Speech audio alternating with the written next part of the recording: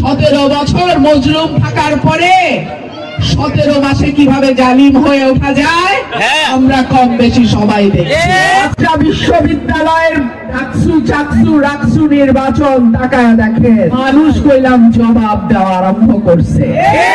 এবার থাকতে পারছেন না ব্রাহ্মণবাড়িয়া 2 আসনে বিএনপির জোট সঙ্গী জমিয়তে উলামায়ে ইসলাম বাংলাদেশের সহসভাপতি মাওলানা জুনায়েদ আল হাবিব। কারণ এই আসনে নির্বাচন করবেন বিএনপির বিদ্রোহী প্রার্থী রুমিন ফারহানা। বহিষ্কার করেও রুমিন ফারহানাকে থামাতে পারেনি দলটি। সম্প্রতি তার দেওয়া বক্তব্যগুলোতে বিএনপির প্রতি অভিমান ও রাগ প্রকাশ পেয়েছে। স্বতন্ত্র নির্বাচন করেও রুমিনের সংসদে যাওয়ার সম্ভাবনা আছে, কারণ সেখানে তার একটা জনপ্রিয়তা আগে থেকে আছে। অতীতে তিনি সংসদ সদস্য ছিলেন, বিএনপির দুঃসময়ে পাশে থেকেছেন, তাই সেখানকার নেতাকর্মীরাও রুমিনের পাশে আছে। হঠাৎ করেই কি পাল্টে যাচ্ছে রাজনীতির সব হিসাব নিকাশ? 30% বনাম 26%। মাত্র 1 মাসের ব্যবধানে ভোটের মাঠের চিত্রটা এমন ড্রামাটিকভাবে বদলে যাবে তা খোদ বিএনপির শীর্ষ নেতারাও হয়তো কল্পনা করতে পারেন। একটি সংস্থার গোপন জরিপ ফাঁস হতেই তোলপাড় শুরু হয়েছে রাজনৈতিক পাড়ায়। যে বিএনপি এতদিন ভাবছিল মাঠ তাদের একচ্ছত্র দখলে, ফাঁকা মাঠে গোল দেয়া কেবল সময়ের ব্যাপার, সেই বিএনপির পায়ের নিচ থেকে মাটি কি তবে সরে যাচ্ছে? তারেক রহমানের বেশ কিছু ভুল সিদ্ধান্ত, তৃণমূল নেতাকর্মীদের বেপরোয়া আচরণ আর জামায়াত ইসলামীর অভাবনীয় উত্থান, সব মিলিয়ে আগামী নির্বাচনে কি তবে ভরাডুবির দিকে এগোচ্ছে দেশের অন্যতম বড় এই দলটি? আজকের ভিডিওতে আমরা প্রমাণসহ বিশ্লেষণ করব সেই 5টি কারণ যার জন্য আগামী নির্বাচনে বিএনপির স্বপ্নভঙ্গ হতে পারে। স্টার রুমিন ফারহানা দল থেকে বহিষ্কার হয়েছেন। তিনি এখন স্বতন্ত্র হিসেবে নির্বাচন করছেন। তবে স্বতন্ত্র প্রার্থী ব্যারিস্টার রুমিন ফারহানা একঘনিষ্ঠভাবেই জয়লাভ করবেন। জনগণের অনেক সাড়া পাচ্ছে রুমিন ফারহানা, তার ক্ষমতা অনেক। বিএনপিকে একেবারে ধরে রেখেছে ব্যারিস্টার রুমিন ফারহানা। প্রিয় দর্শক, আপনারা শুরুতেই ভিডিওর অংশবিশেষ দেখেছেন। অংশবিশেষ দেখেই বুঝতে পারছেন আজকের এই ভিডিওটা ঠিক কতটা গুরুত্বপূর্ণ হতে যাচ্ছে। তাই বলবো দর্শক, ভিডিওটি স্কিপ না করে সম্পূর্ণ ভিডিওটি দেখলে বুঝতে পারবেন ব্যারিস্টার রুমিন ফারহানার সর্বশেষ কী পরিস্থিতি। চলুন দর্শক, ভিডিওতে একটি লাইক দিয়ে ধারাবাহিকভাবে সম্পূর্ণ ভিডিওটি দেখে আসি। ধন্যবাদ সবাইকে। পাল্টে যাচ্ছে রাজনীতির সব হিসাব নিকাশ। 30% বনাম 26%।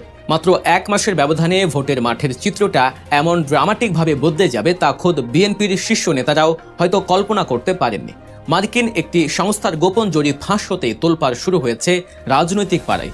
যে বিএনপি এতদিন ভাবছিল মাঠ তাদের একচ্ছত্র দখলে, ফাঁকা মাঠে গোল দেয়া কেবল সময়ের ব্যাপার, সেই বিএনপির পায়ের নিচ থেকে মাটি কি তবে সরে যাচ্ছে? তারেক রহমানের বেশ কিছু ভুল সিদ্ধান্ত, তৃণমূল নেতাকর্মীদের বেপরোয়া আচরণ আর জামায়াত ইসলামীর অভাবনীয় উত্থান, সব মিলিয়ে আগামী নির্বাচনে কি তবে ভরাডুবির দিকে এগোচ্ছে দেশের অন্যতম বড় এই দলটি? কেন একজন ভিক্ষুককে পিটিয়ে হাসপাতালে পাঠালো যুবদলের নেতারা? কেনই বা জামায়াত নেতার মায়ের ভ্যানিটি ব্যাগ ছিনতাই করতে হলো ধানের শীষের কর্মীদের? আর সবচাইতে বড় প্রশ্ন, তারেক রহমান কি সত্যি আওয়ামী লীগকে বাঁচিয়ে রাখার কোনো গোপন ডিল বা সমঝোতায় গিয়েছেন? আজকের ভিডিওতে আমরা প্রমাণসহ বিশ্লেষণ করব সেই 5টি কারণ যার জন্য আগামী নির্বাচনে বিএনপির স্বপ্নভঙ্গ হতে পারে। রাজনীতিতে শেষ কথা বলে কিছু নেই, এটা পুরনো প্রবাদ। কিন্তু বাংলাদেশের বর্তমান প্রেক্ষাপটে এই প্রবাদটি যেন নতুন করে ভয়ঙ্কর রূপ নিচ্ছে বিএনপির জন্য। গত মাসে একটি মার্কিন সংস্থার জরিপে উঠে এসেছে চাঞ্চল্যকর তথ্য। সেখানে দেখা যাচ্ছে আগামী নির্বাচনে 30% ভোটার বিএনপিকে সমর্থন দিলেও ঘাড়ের উপর নিঃশ্বাস ফেলছে জামায়াত ইসলাম, যাদের সমর্থন 26%। ব্যবধান মাত্র 4%। অথচ কয়েক মাস আগেও ভাবা হচ্ছিল বিএনপির ধারের কাছেও কেউ নেই। কিন্তু সময় যত গড়াচ্ছে ততই বিএনপির ভোট ব্যাংক ভেঙে চুরমার হচ্ছে।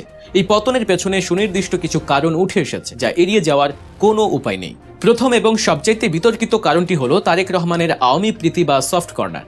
সাধারণ জনগণ যখন আওয়ামী লীগের গত 15 বছরের দুঃশাসন, গুম খুন এবং আয়নাঘরে নির্যাতনের বিচার চাইছে, ঠিক সেই মুহূর্তে তারেক রহমানের অবস্থান মানুষকে ধোঁয়াশায় ফেলে দিয়েছে। তারেক রহমান মনে করছেন আওয়ামী লীগকে নিষিদ্ধ করা উচিত নয়। তার যুক্তি হলো, আজ যদি কোনো রাজনৈতিক দলকে নিষিদ্ধ করা হয় তবে ভবিষ্যতে তার দলও নিষিদ্ধ হতে পারে। অর্থাৎ তিনি এখনও আওয়ামী লীগকে একটি গণতান্ত্রিক রাজনৈতিক দল হিসেবে গণ্য করছেন। কিন্তু অ্যাক্টিভিস্ট এবং রাজনৈতিক বিশ্লেষকরা যেমন পিনাকি ভট্টাচার্য বিষয়টিকে দেখছেন ভিন্নভাবে। তাদের মতে তারেক রহমানের এই আওয়ামী বাঁচাও নীতি আসলে তার নিজের ভয় থেকে তৈরি। তিনি ভয় পাচ্ছেন আওয়ামী লীগ যা যা করেছে ক্ষমতায় গেলে বিএনপিও হয়তো সেই একই পথে হাঁটবে, আর সেই পথ যাতে ভবিষ্যতে তাদের জন্য কাঁটা হয়ে না দাঁড়ায় তাই তিনি ফ্যাসিবাদের সংজ্ঞাকে হালকা করতে চাইছেন। জনগণের মনে প্রশ্ন জাগছে, গত 15 বছরে দেশের সম্পদ লুটপাট, হাজার হাজার কোটি টাকা পাচার আর সীমান্তে ফেলানির লাশ, এসব কি রাজনীতির অংশ? তারেক রহমান কি তবে ভারতের সাথে কোনো গোপন বোঝাপড়ায় এসেছেন, যে বোঝাপড়ার সত্যই হলো আওয়ামী লীগকে রাজনীতিতে পুনর্বাসিত করা? মির্জা ফখরুল যখন বলেন আওয়ামী লীগ মাঠে না থাকলে গণতান্ত্রিক পরিবেশ থাকে না, তখন সাধারণ মানুষের মনে সন্দেহ দানা বাঁধতে থাকে। মানুষ ভাবছে বিএনপি কি তবে ক্ষমতায় এসে সেই পুরনো লুটপাটের তন্ত্রই কায়েম করবে, নাকি সত্যিকারের কোনো পরিবর্তন আসবে? এই দোদুল্যমানতা বিএনপির বিশাল একটি ভোট ব্যাংকে জামায়াতের দিকেই ঠেলে দিচ্ছে। দ্বিতীয় কারণটি হলো মাঠ পর্যায়ে নেতাকর্মীদের অসহিষ্ণুতা এবং বর্বরতা। চুয়াডাঙ্গার একটি ঘটনা গোটা দেশের বিবেককে নাড়া দিয়েছে। দাঁড়িপাল্লা প্রতীকের পক্ষে কথা বলায় একজন বৃদ্ধ ভিক্ষুকে পিটিয়ে রক্তাক্ত করেছে স্থানীয় যুবদলের নেতারা। ঘটনাটি ঘটেছে চুয়াডাঙ্গা সদর উপজেলার কুতুবপুর ইউনিয়নে। আহত ভিক্ষুকের নাম আবু তালেব। তিনি তার ভ্যানে করে ভিক্ষা করতে বেরিয়েছিলেন। তার অপরাধ ছিল তিনি জামায়াতের প্রতীকের পক্ষে কথা বলেছিলেন। চিন্তা করে দেখুন, একটি দল কতটা দেউলিয়া হলে একজন ভিক্ষুককেও প্রতিপক্ষ মনে করে। একজন ভিক্ষুক কাকে ভোট দেবেন বা কার পক্ষে কথা বলবেন সেটা তার একান্ত ব্যক্তিগত ও গণতান্ত্রিক অধিকার, কিন্তু সামান্য মতপার্থক্যের কারণে একজন বয়োজ্যেষ্ঠ মানুষকে এভাবে মারধর করা এবং তার রুজি রোজগারের একমাত্র সম্বল ভ্যানগাড়িটি ভেঙে দেয়া, এটা কি সুস্থ রাজনীতির লক্ষণ? এই ঘটনা সোশ্যাল মিডিয়ায় ছড়িয়ে পড়ার পর সাধারণ মানুষের ঘৃণা আছড়ে পড়েছে বিএনপির ওপর। মানুষ ভাবছে এখনই যদি এদের এই অবস্থা হয় তবে ক্ষমতায় গেলে এরা সাধারণ মানুষের উপর কি ধরনের স্টিম রোলার চালাবে। তৃতীয় কারণটি আরও ভয়ঙ্কর। এটি আর মারধরের পর্যায়ে নেই, গড়িয়েছে হত্যাকাণ্ডে। শেরপুরের শ্রীবর্ধিতে জামায়াতে ইসলামী নেতা মাওলানা রেজাউল করিমকে পিটিয়ে হত্যা করেছে বিএনপি ও যুব দলের কর্মীরা। তিনি শ্রীবর্ধি উপজেলা জামায়াতের সেক্রেটারি ছিলেন। প্রত্যক্ষদর্শীরা বলছেন সংঘর্ষের এক পর্যায়ে রেজাউল করিম একা হয়ে পড়লে তাকে ঘিরে ধরে বিএনপি।